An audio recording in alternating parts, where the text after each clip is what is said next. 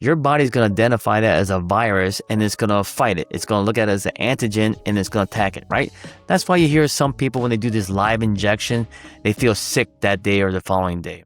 The Chronic Truth Podcast is for informational and educational purposes only. The views expressed by our guests are their personal opinions and do not constitute medical advice. While we share experiences and strategies related to health, neither the host nor the guest are acting as licensed medical professionals unless explicitly stated. Always consult your physician or qualified healthcare provider before making any changes to your treatment plan. Listeners assume all risks associated with implementing any information discussed on this show. Hello, welcome to the Chronic Truth Podcast. I'm Kimberly Nash.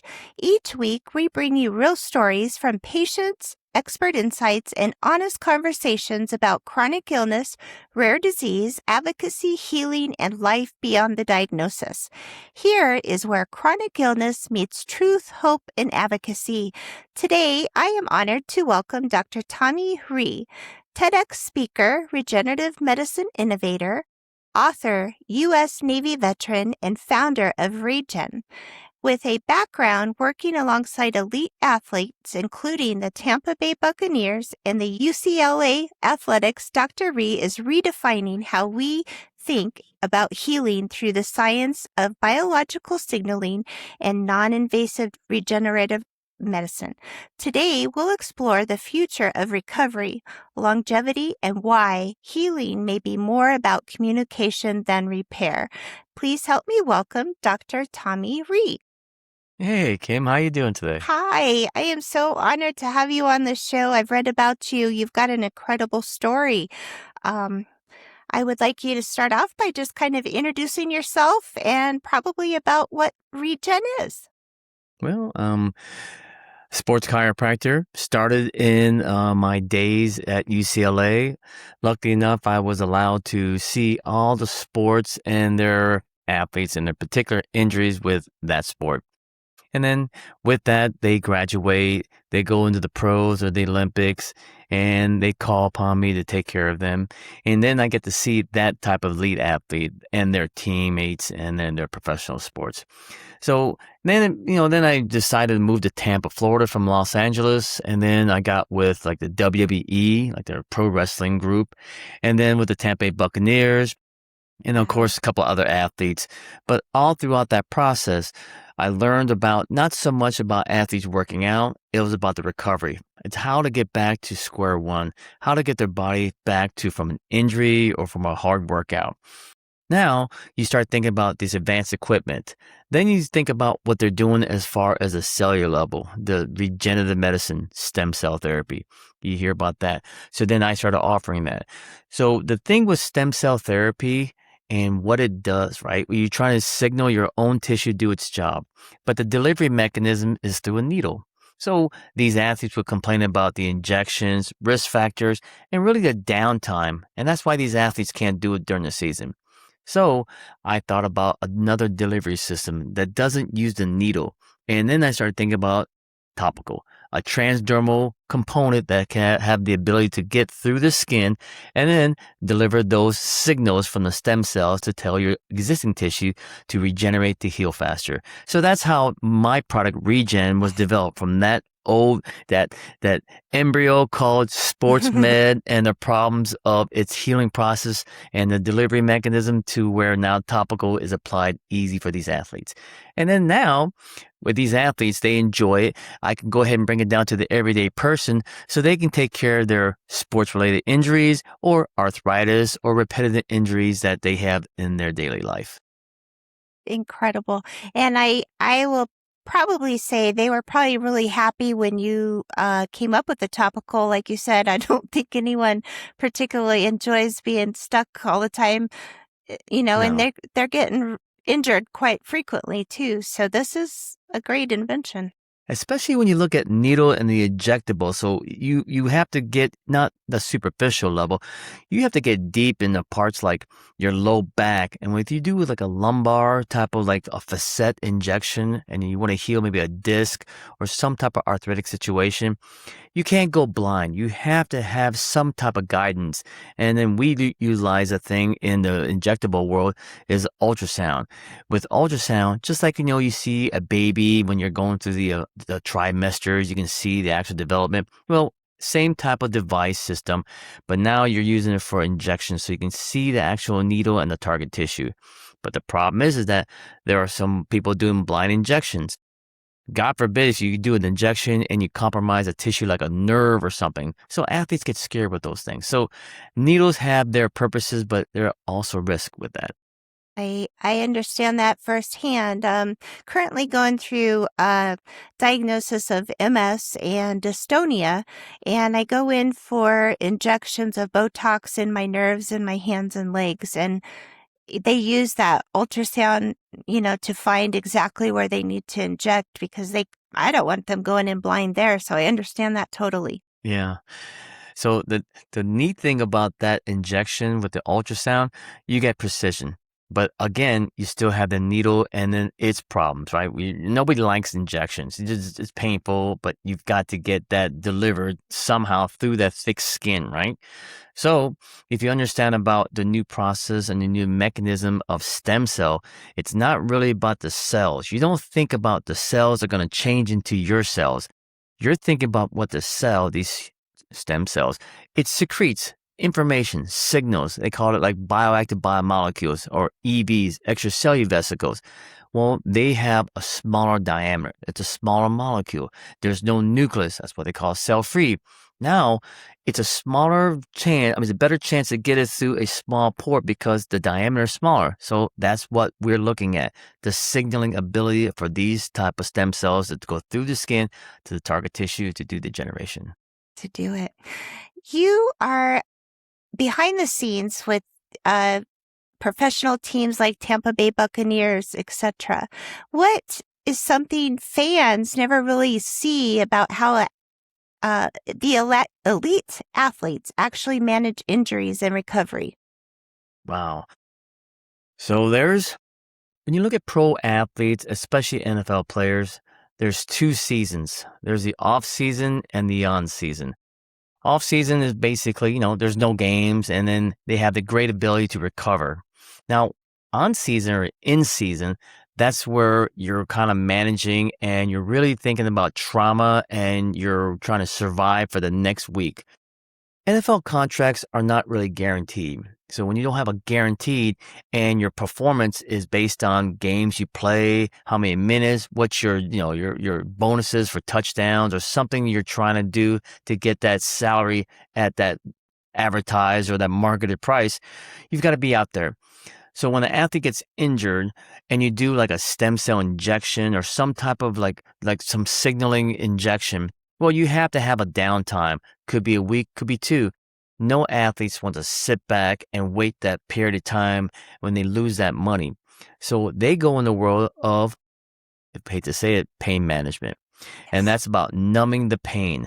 You don't care about, regenerating or healing. You just want to get through that week, that season. And then next off season, you're doing that surgical procedure, something that you have to do that recovers from all that damage. Now, the wonderful thing is that if you can do that during the on or in season, that's a better scenario. Now you're having the ability to perform without masking the pain and really curing and solving the issue with that injury site while you're performing. Gotcha. Yeah, and I know most of us, I love football, I follow football, etc. And I see a player get injured in half a quarter or so, they're back on the field playing. And that just goes to show, like you said, they're masking that pain. Yeah, it's not just the NFL. It's everybody in general. Just go to any Walgreens and look what they're selling as far as a pain cream. You're just masking it. So you can get a BioFreeze, Icy Hot, Bengay, and then you're going to do a topical application, and then you're just kind of like making a sensation on your skin because there's no transdermal component. There's nothing going to the deep tissue to solve the problem. You're kind of just hiding the problem. So then you're feeling like, hey, I feel great, but let's say the cream wears off, the sensation wears off. Here comes the pain again. Okay, rub some more. So then instead of solving the problem that may take 6 weeks, you're doing a topical application that you're doing for 3 years. You're just constantly masking the pain. You need to get to the source of it and solve the problem before it's too late. And where do you suggest a patient go for that? Well, here's the thing. To dig into this. Okay, so number one, you have to go get the proper diagnosis. You've got to figure out what you have. Once you know that you have a degrading, degenerative, or some type of arthritic situation, repetitive injury, something that doesn't heal correctly, you need to get the signals, that stem cell signals down your tissue. So then there's only like one product out there that has a topical application that's cost effective. You can do the injectable, but those costs are $5,000, $10,000, $15,000 per injection. Whereas a topical, because you eliminate the person that does the injection, then you eliminate the actual, the facility. Now you're just talking about the actual signaling that comes in the form of stem cells with this secretion, just like the injectable, but now it's in topical form. And here's a great thing that I like to talk about. So my product right now has that donor site from human tissue. And the human tissue is the umbilical cord, and there's a gelatinous material around there called Wharton's jelly. Fantastic source of mesenchymal stem cell. Well, if you're looking at what we're trying to achieve those signals that come from stem cells. Well, the great thing is that there's so much research on that. It talks about the target tissue and these EVs, so you know directly what you're looking at. Muscles, you're looking at a signal. Tendons, ligaments, same thing.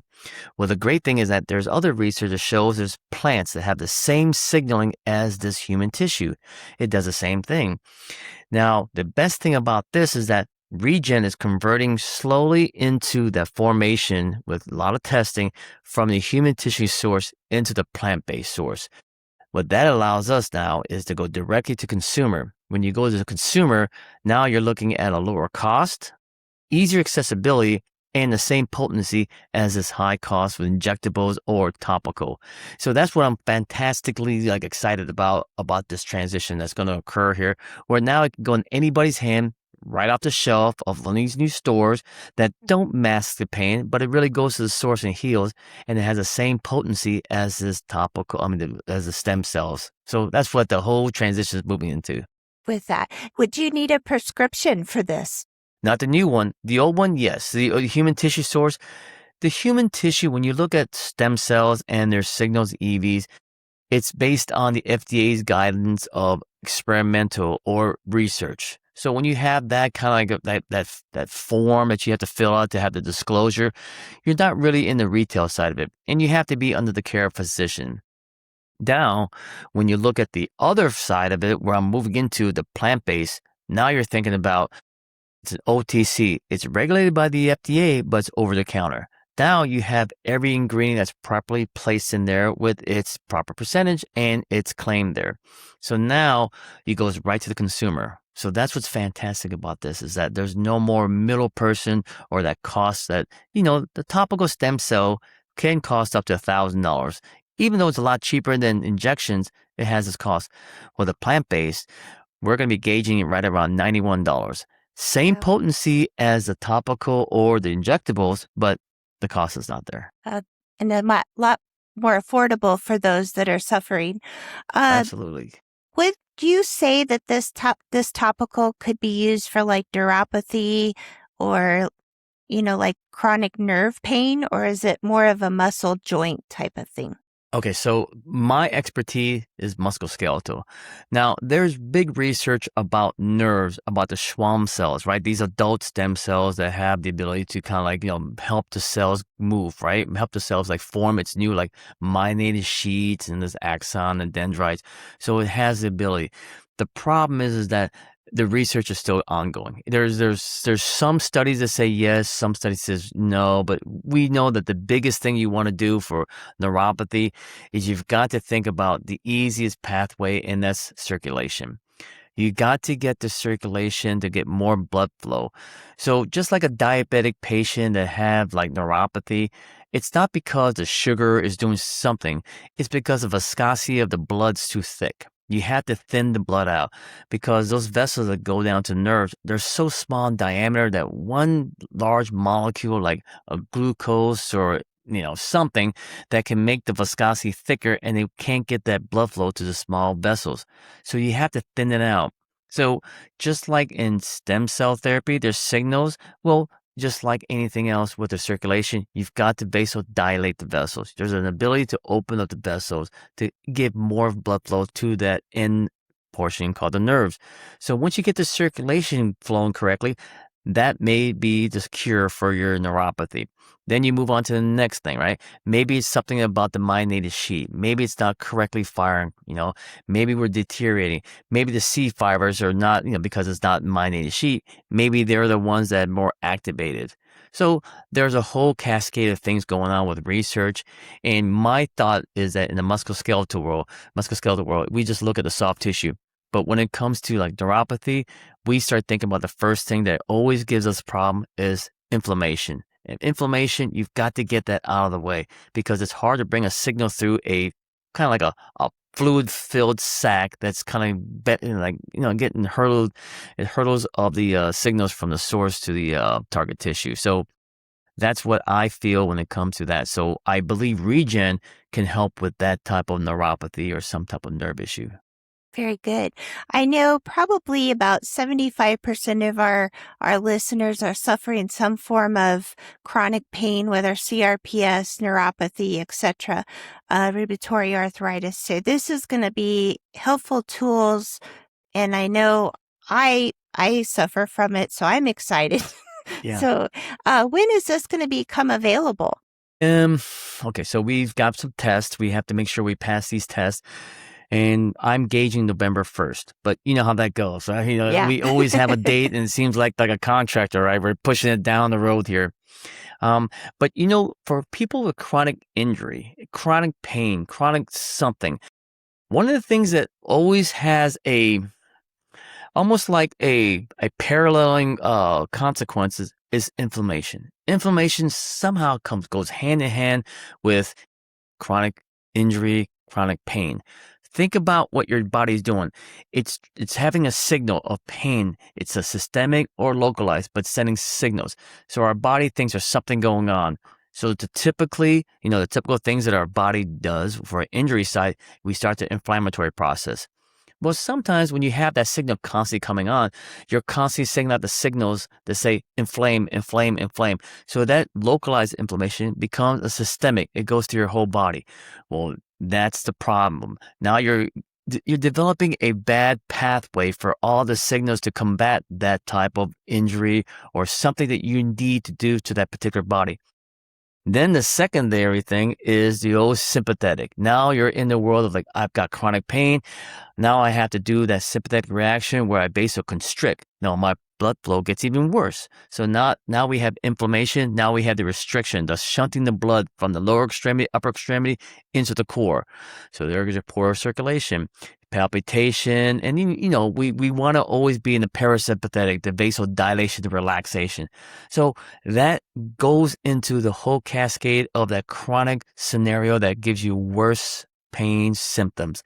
So with Regen, it gives you the first step out of the way. It reduces inflammation.